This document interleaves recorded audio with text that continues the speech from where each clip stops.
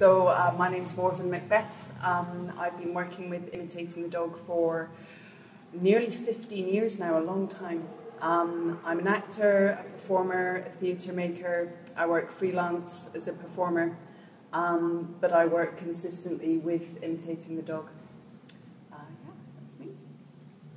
I'm Marco Turcich, and I'm an associate artist with Imitating the Dog.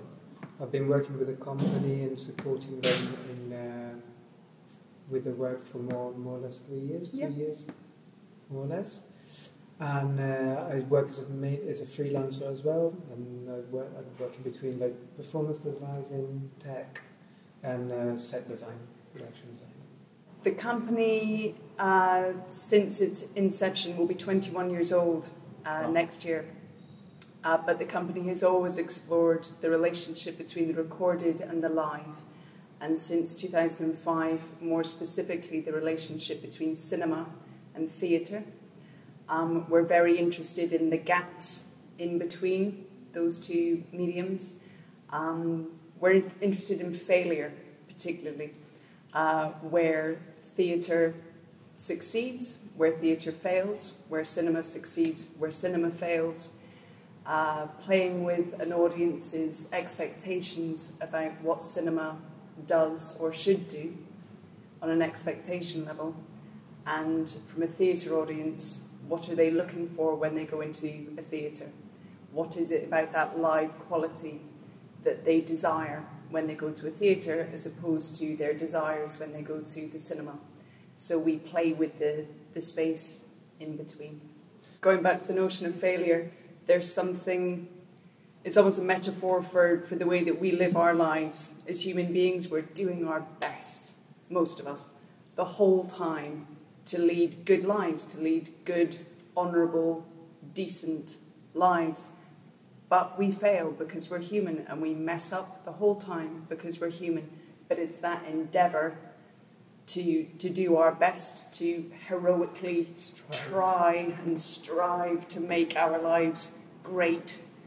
And then sometimes we mess the whole thing up and everything crashes to the floor, but we pick it up and we try again. And it's that sort of, that nobleness that humanity has, that I think is really sort of at the core, especially of this kind of work, where we want to see this group of 15 participants try and recreate a 30-minute version of The Night of the Living Dead in real time as the film plays. And it's that effort, that collective effort as a group of makers, as a group of performers to achieve that. And sometimes they do achieve it perfectly and it's great, the audience loves it. And then other times it's close, but not quite. Often that's very funny. And other times the whole thing collapses, but they pick it back up and they carry on. And there's a real joy in that and a real humanity in that we like very much. Yeah, because within failure there's creation. Absolutely. So basically, the whole work is devised in this tension between the cinematic image and the real time and what we create. So to have that, you need to work on construct the works. So we have a screen with the original film, which is kind of what we're striving to. You have the goalpost where you want to go, and that helps in a way to hang for all the rest of the performance around that. Because also in the moment of failure, you still understand where, and it kind of works within the deconstruction of itself. Because in reality, you've got a film, and you deconstruct the film, you explode the cinematic image on stage and live in front of an audience. So to do that, we have cameras, and we're using an app that you can download. It's actually free of charge, which is great.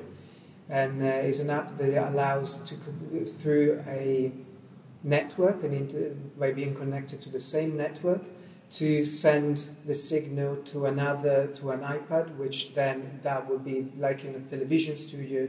We will have 4 cameras on stage, camera 1, 2, 3, and 4, and you can edit live the image that you create.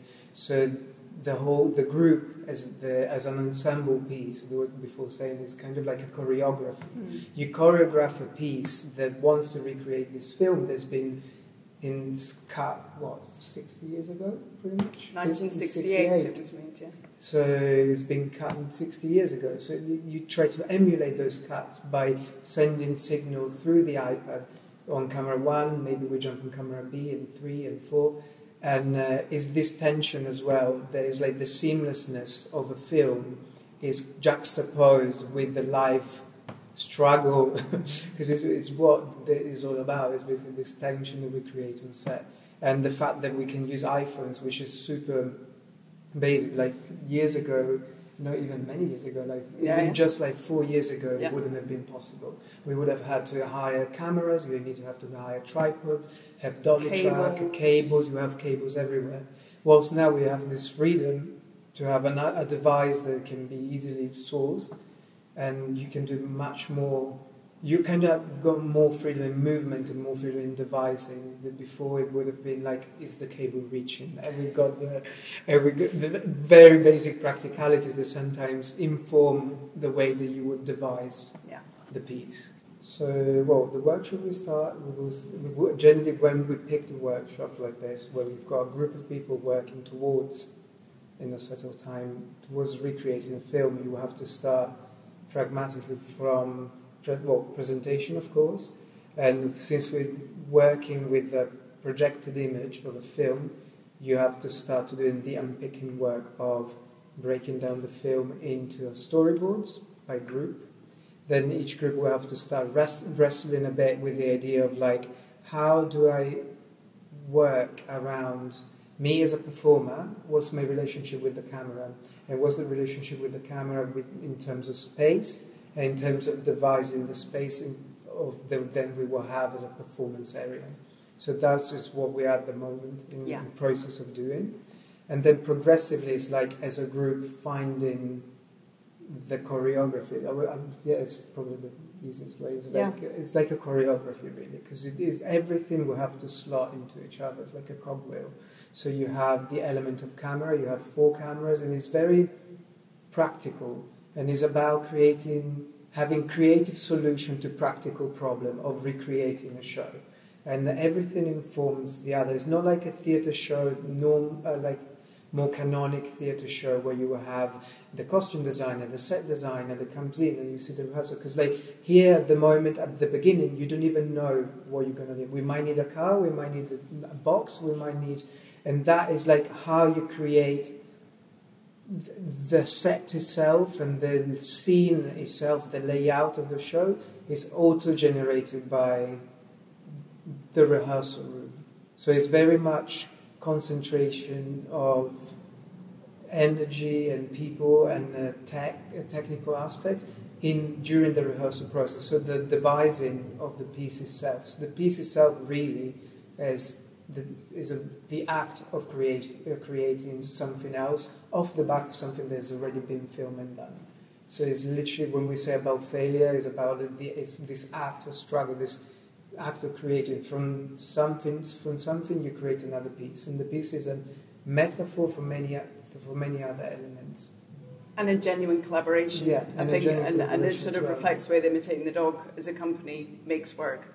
We have everybody in the room all the time. It's not a traditional setup where you have the director working with the actors for a few weeks and then maybe the designer comes in and has a look at things and maybe you have a tech week. We are sort of constantly, permanently in tech from the get-go. So everybody is devising, feeding in together.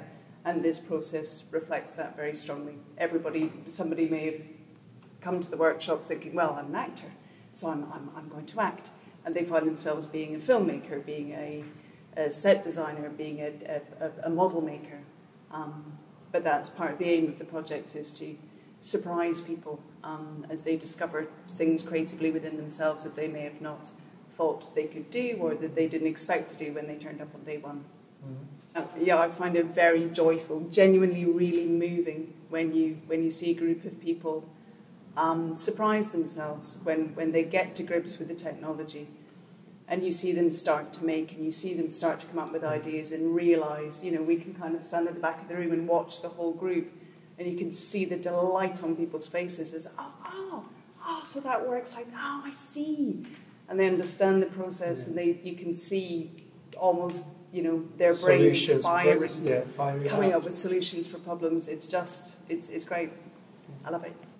I mean, it was so important to me, certainly when I was a student, when I was sort of a teenager, when I was in my 20s. I mean, still now, I go to workshops to kind of refresh your skills, to introduce you to new skills as a professional, new ideas, new ways of making, of creating. I think it's really important. I remember my sort of eureka moments, either through workshops or through seeing performances, where I thought, I didn't know theatre could do that. I didn't know that theatre could be like that. And it's those light bulb moments that I think workshops like this can hopefully provide. And as part of a festival of work, where you have this huge range of work, you have dance, you have performance work, you have theatre, you have everything across the board. I think something like this, pulling a lot of those disciplines together, is really, really interesting. Yeah, and it plants the seed for curiosity sometimes, because you might start something or you may not be sure. You might discover yourself like, I'm actually really interested in film, but why should I choose? Like, that's my case, for example. I worked in film and I worked in theatre, but why should I choose? When you can combine the two together and create something different, something new, constantly new. So I think that is also quite powerful. Yeah.